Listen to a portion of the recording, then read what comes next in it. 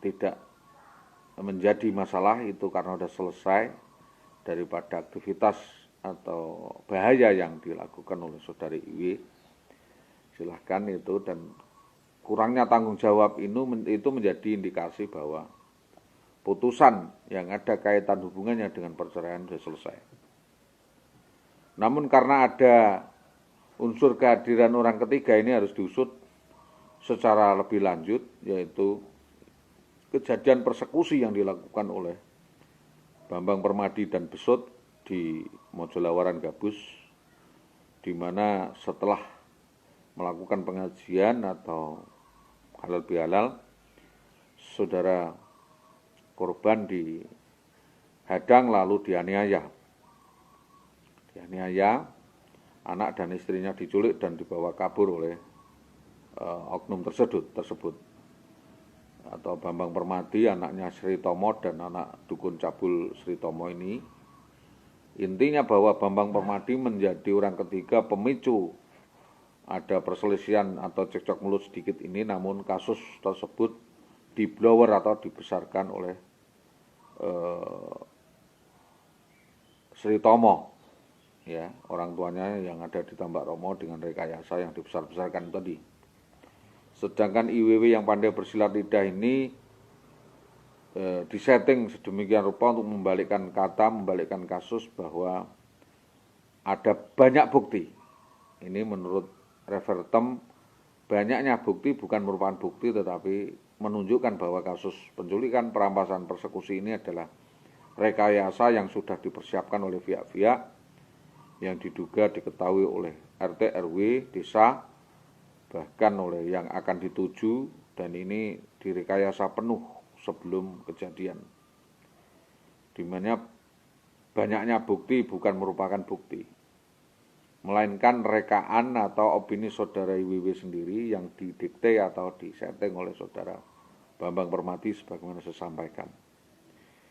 Indikasinya Jatanras di wilayah Gabus Pati ini, Polres Pati semestinya bisa membuka kasus ini dengan mencari keterangan kepada pihak-pihak bahwa perlakuan atau kelakuan saudara Bambang Permadi serupa dengan ini, yaitu melakukan pemerkosaan, penculikan perempuan dan anak di bawah umur.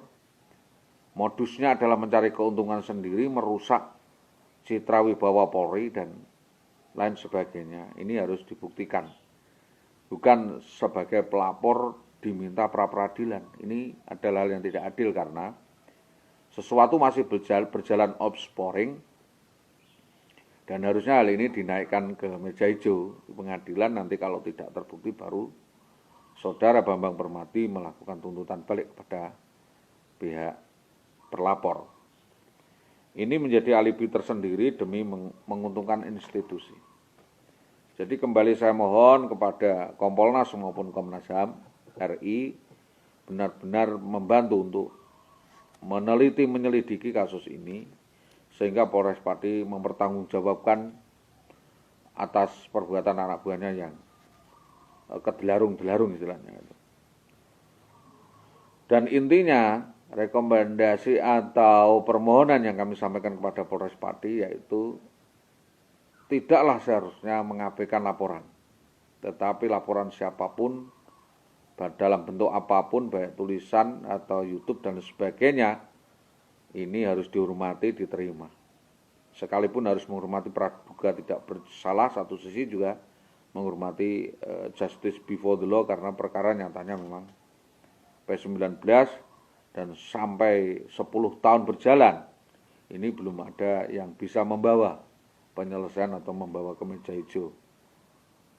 Selanjutnya bahwa karena delik kontentius melalui surat tertulis dengan sekemampuannya dan kelemahan ketidakberdayaan pengadu, maka dengan ini mohon lembaga terkait dalam hal ini adalah lembaga hukum donor, Komnas HAM, Kontras, ataupun Komnas Perempuan maupun Kompolnas memfasilitasi dengan memberikan laporan tembusan kepada pihak-pihak tersebut agar menindaklanjuti laporan kejelasan laporan pengadu.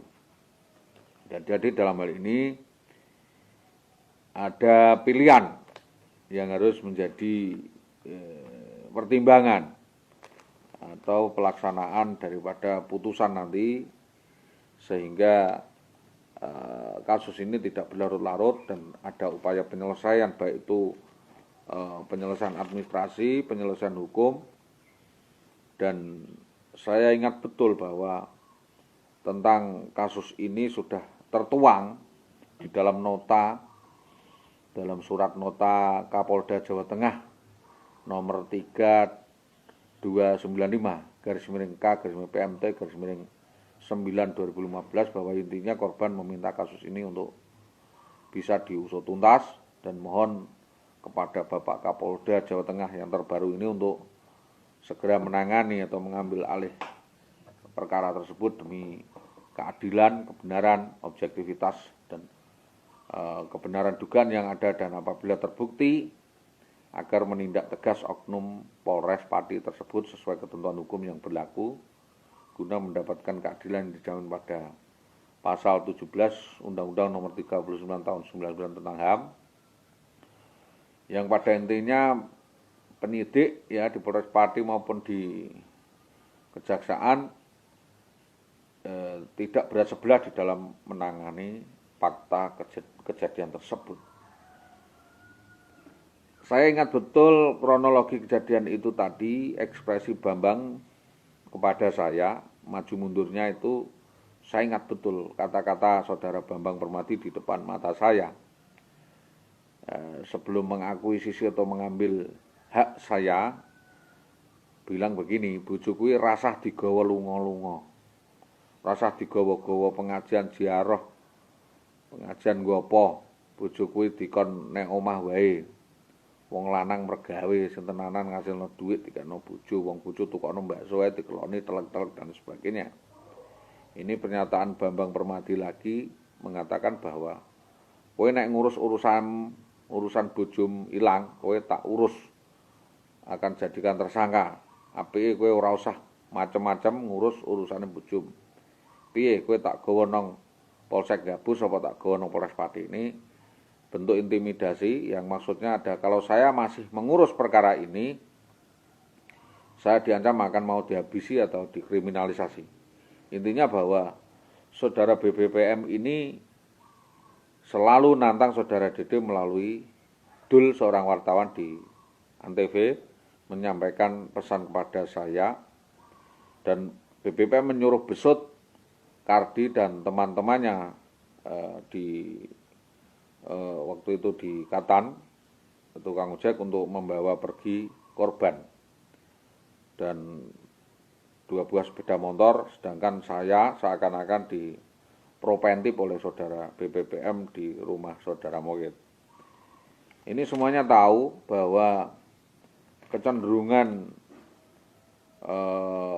pengkaburan perkara yang dilakukan atas dugaan hubungan gelap serius antara saudara Wiwi dan Bambang Permadi itu makin nyata setelah banyak pernyataan yang disampaikan oleh teman-teman menyatakan bahwa memang ada hubungan dari Sukandar waktu itu antara BBPM dan IWW, dan berdampak sangat buruk pada hubungan perkawinan kami.